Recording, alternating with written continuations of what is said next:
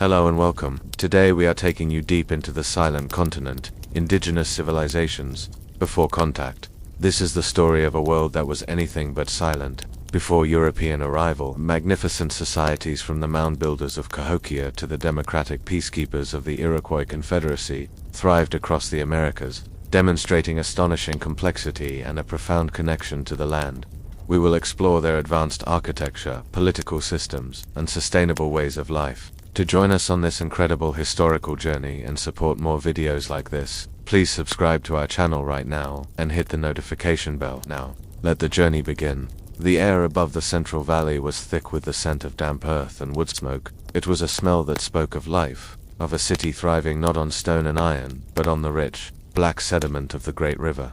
This was Cahokia, the Sun City, a metropolis of staggering scale nestled where the Mississippi, Missouri, and Illinois rivers converged. In the year 1250 CE, it was arguably the largest urban center north of the Valley of Mexico, a monument built by human hands and an inexhaustible connection to the rhythms of the land. The city was not a haphazard collection of dwellings, it was a testament to centralized vision and sophisticated engineering. At its heart stood Monks Mound, a colossal earthen pyramid rising over 100 feet. Its rectangular base covered 15 acres larger than the Great Pyramid of Gizand atop its summit. Framed by the dawn was the residence of the Great Sun, the ruler and spiritual conduit. From the top of the mound, a person could see the sprawl of a civilization. Below the Grand Plaza, a meticulously leveled expanse of 50 acres, was a focal point for ceremonies, games, and daily commerce. Beyond it, a palisade of over 20,000 logs encircled the central ceremonial district, a clear delineation of sacred and public space. Inside this wall, houses clustered, organized along cardinal lines, interspersed with smaller platform mounds that served as subcenters for local leaders and temples. The heartbeat of the continent, Cahokia was not merely a city, it was the nexus of a vast continent-spanning network. Its people, the Mississippian cultures, were masters of agriculture. Their life was anchored by the three sisters, corn, beans, and squash. The endless fields stretching away from the urban center were not a monoculture, but a carefully managed ecosystem, a reciprocal arrangement with the soil that sustained tens of thousands.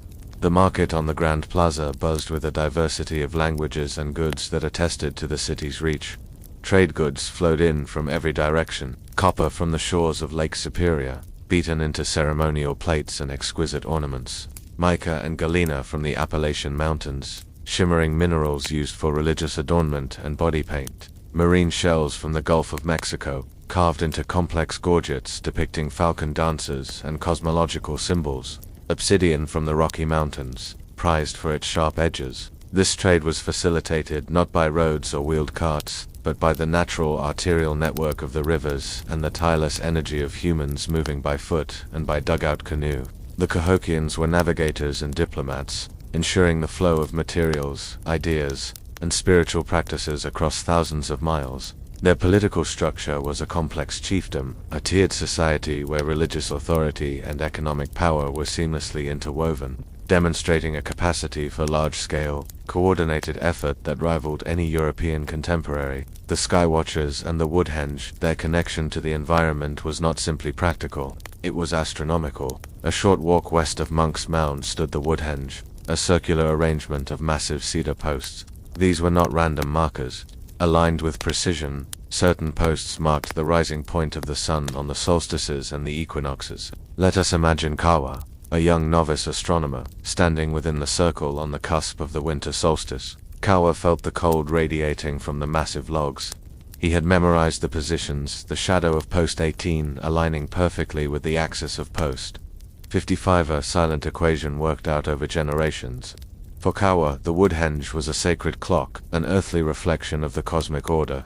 The great sun may rule the city, Kawa's mentor had once whispered, but the sun rules the world. We track its breath, its long and short cycles, for it tells us when to plant, when to harvest, and when the ancestors will be closest to us. The astronomical accuracy was a practical tool for agriculture, but its deeper purpose was spiritual, ensuring the continuity between the human world and the celestial sphere. Their lives were a ritual of reciprocity, taking only what the earth offered, and offering back reverence and continuity. Cahokia, with its teeming population, its temples, its immense earthen architecture, and its intellectual mastery of the cosmos, was the vibrant, beating heart of the continental civilization, wholly independent and profoundly evolved. A world away from any notion of a wilderness. It was a society that defined complexity in its own terms, a powerful and self-sustaining reality on the cusp of an unknowable future. The narrative now shifts westward, away from the humid, fertile bottomlands of the Mississippi, into the austere and beautiful high desert plateaus of the American Southwest. Here, in the canyons carved deep into the sandstone, a different kind of architectural and social complexity flourished, that of the ancestral Pueblans, often historically referred to as the Anasazi. If Cahokia was defined by the abundance of water, the Pueblo world was defined by its scarcity, demanding a profound level of cooperation, precision, and respect for the arid environment.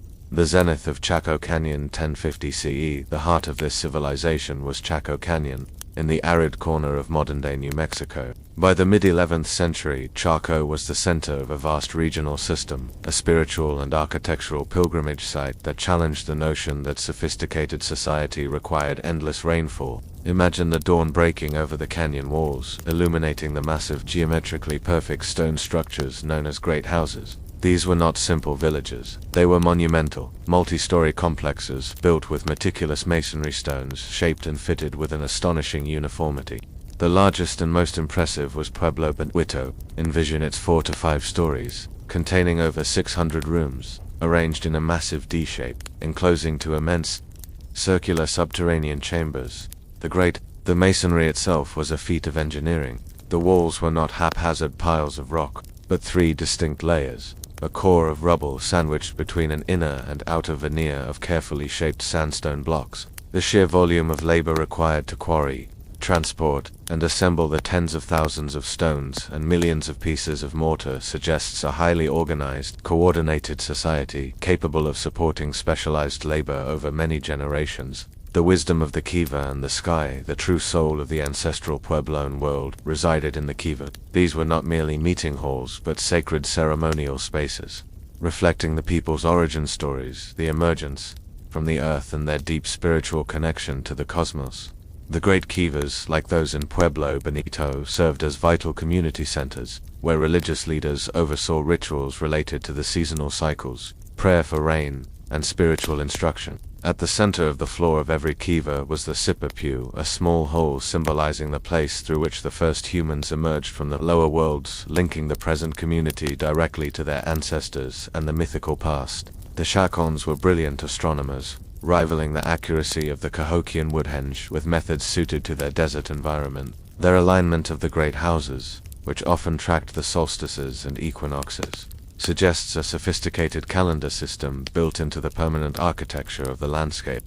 Perhaps the most famous example is the Fajardo Butte Sun Dagger, a spectacular site where carefully placed spirals and petroglyphs were bisected by beams of light precisely at midday during the solstices and equinoxes, demonstrating an advanced understanding of solar geometry and shadow casting principles. The roads and the resources, despite the scarcity of water, Chaco Canyon was the focal point of a sprawling network. The Chacon system extended over a 30,000 square mile area, connected by an astonishing series of meticulously engineered ancient roads. These straight as an arrow roads, sometimes 30 feet wide, ran across mesas and canyons, often ignoring topographical obstacles. They connected the main canyon complexes to over 150 outlying villages, or great kiva sites. These roads were likely used more for ceremonial and ritual processions than purely for economic transit, underscoring the spiritual unity of the vast region. Survival in the desert demanded mastery of water management. The Chacons employed complex irrigation systems and check dams to capture and channel precious flash flood runoff from the canyon walls into reservoirs. Their agricultural practices focused on drought-resistant maize, and their diet was supplemented by piñon nuts, juniper berries, and wild game. This civilization's resilience was a monument to reciprocity with a harsh land. They did not attempt to conquer the desert. They learned to listen to it, reading the subtle signs of the environment to build a society of extraordinary elegance and profound faith. The massive timbers used in the roof construction of the great houses, hauled from mountains up to 50 miles away, stand as a testament to the cooperative effort and collective will that defined this brilliant high desert world. The next part of the story would transition eastward again, toward the forests and lakes of the northeast, focusing on the sophisticated political organization of the Haudenosaunee Confederacy. Would you like me to continue the story with Part 3, the Longhouse and the Great Law, the Northeast?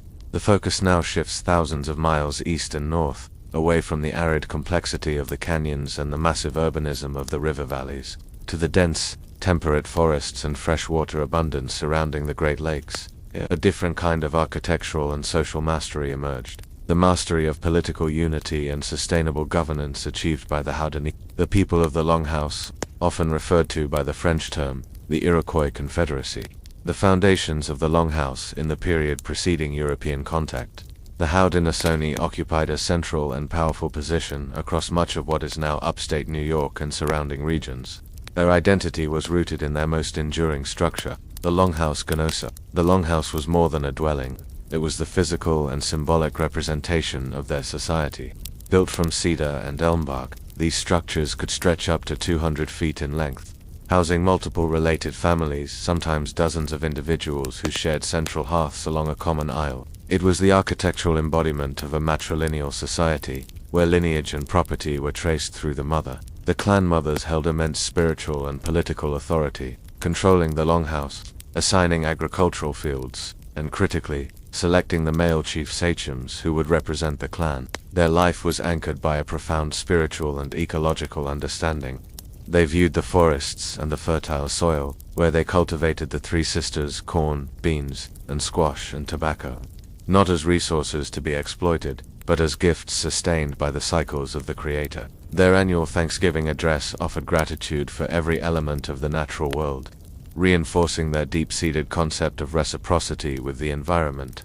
The Peacemaker and the Great Law, the most profound achievement of the Haudenosaunee, was not architectural, but political. The forging of the Great League of Peace and Power, Kayanekewa. Before the League, the five founding nations, the Mohawk, Oneida, Onondaga, Cayuga, and Seneca, were locked in destructive cycles of interminable warfare and blood feuds. The transformation was spearheaded by two figures of mythic importance, the peacemaker Daganoweda and his primary orator, Hiawatha. Around the 15th century or possibly earlier, they brought the five nations together under a single, sophisticated constitutional framework. The essence of the Great Law was the suppression of violence and the establishment of a formal system for debate and consensus. Its structure included the Grand Council, a legislative body composed of 50 sachems chiefs who met at the central fireplace of the Onondaga Nation, the dual chamber system. The council debated issues using a sophisticated checks and balances system that mirrors modern bicameral legislatures. The Seneca and Mohawk elder brothers debated an issue first. The Oneida and Cayuga younger brothers then debated the same issue. The Onondaga firekeepers, keepers of the council fire, held the final veto, serving as mediators to ensure true consensus. The Great Law was not merely a set of rules. It was a philosophical and spiritual path symbolized by the white pine of peace. Beneath this tree, all weapons were metaphorically buried, signifying the end of violence. The eagle perched atop the tree was tasked with watching for any danger to the League. This was a complex democratic and truly federal system of governance that emphasized open discussion, equal participation through representatives, and the ultimate authority of the people expressed through the clan mother's power of removal. It represented an indigenous society achieving a level of sustainable political stability and diplomatic unity unmatched by any contemporary European power. A continent of organized complexity, the journey from the earthen mounds of Cahokia through the stone cities of Chaco and into the constitutional longhouses of the Haudenosaunee, reveals a continent shaped by highly organized societies. These civilizations did not simply live in the environment. They created complex, reciprocal relationships with it. Cahokia mastered centralized power and interregional trade, feeding tens of thousands by managing the river's abundance. Chaco Canyon mastered resource scarcity, creating astronomical precision and spiritual unity within a harsh desert landscape. The Haudenosaunee mastered political conflict, establishing a constitution based on consensus and peace that defined their power in the northeastern forests. The stage is now set, a vast and varied landscape of vibrant, self-governing nations, each profoundly complex and deeply connected to its unique part of the earth, poised unaware on the edge of the great transformation. The next part of the story will transition to the Pacific Northwest, focusing on a civilization defined by its relationship with the coastal abundance. The narrative now journeys to the Pacific edge of the continent, a world utterly defined by the abundance of the sea and the immense forests.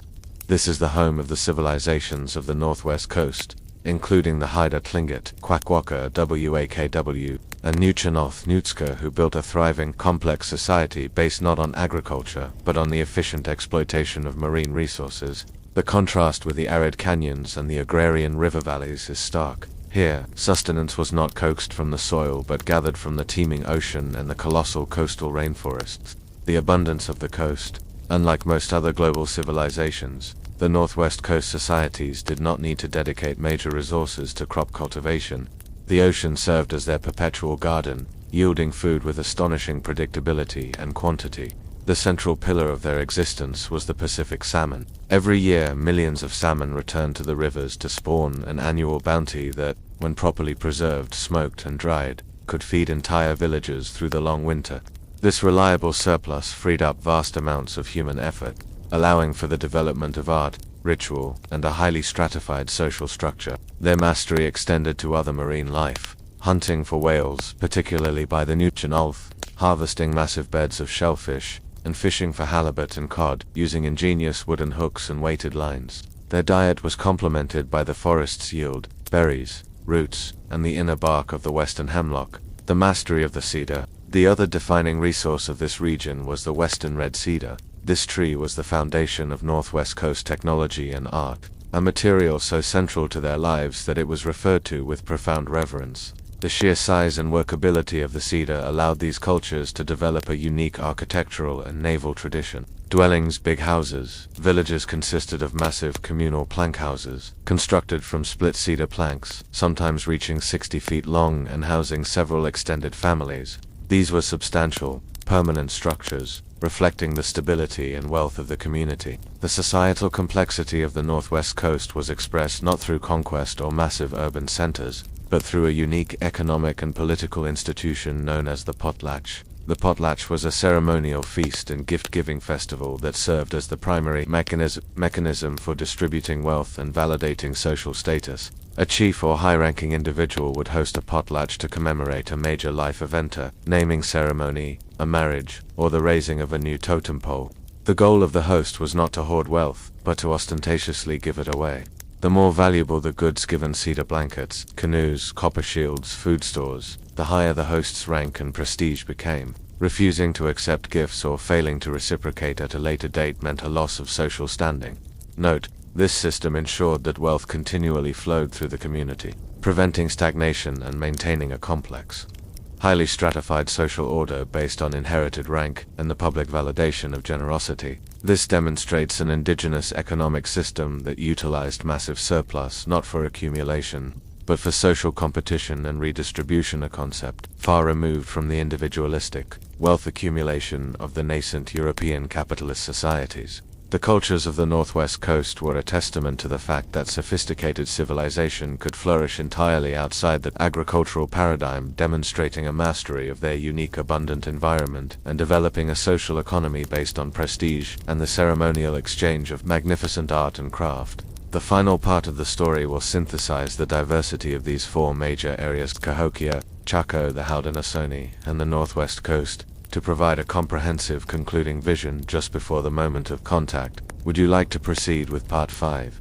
the echoes of the Earth's synthesis and conclusion? Despite their vast geographical separation and distinct environmental adaptations, these societies shared common, profound philosophical principles that governed their long-term success. Reciprocity, a foundational belief that the relationship between humans and the environment was not one of dominion, but of mutual giving. You must thank the spirit of the salmon, the corn, or the cedar before taking it. Sustainability, land management techniques from the agricultural fields of the Mississippians to the selective harvesting of the coastal nations were geared toward preserving the resource for the seventh generation. Spiritual integration, the political, social, and economic life of every civilization was deeply integrated with the spiritual and cosmic order. The kiva, the woodhenge, and the potlatch were all expressions of this indivisible reality. The moment before the dawn. In the dense, whispering forests of the northeast, a clan mother of the Seneca watches the embers of the council fire fade, secure in the knowledge that the great law will endure. In the southwest, a Pueblo astronomer awaits the perfect alignment of light upon a petroglyph, confirming the eternal, cyclical nature of time. On the Gulf Coast, a Haida carver puts the final, sweeping line on a canoe, knowing it will carry his descendants across the ocean swells. Each of these societies was a world unto itself, robust, evolving, and deeply rooted. They had solved the fundamental problems of human organization, food production, governance, conflict resolution, and spiritual meaning in brilliant, localized ways. They were in the midst of their own historical cycles, moments of peace, internal strife, migration, and regeneration. The phrase, the silent continent, is a misnomer, a title imposed by later arrivals who could not or would not hear the complex, organized echoes of the people who had mastered it. The continent was not empty, it was full of temples, trade routes, constitutions, and ceremonies. Then, the narrative must pause. The year is now 1491 CE, or perhaps 1520 CE. The people of the continent, the descendants of the mound builders, the cliff dwellers, the peacekeepers, and the cedar artists, are living their lives, secure in their deep past and their complex present. Far across the eastern sea, a different kind of vessel, carrying men driven by a different kind of ambition, one of gold, conversion, and conquest, is preparing to make landfall. The ancient world, a tapestry woven from maize, cedar, stone, and consensus, is about to be violently and irrevocably interrupted. The silence of the future is about to replace the vibrant, ancient echoes of the earth.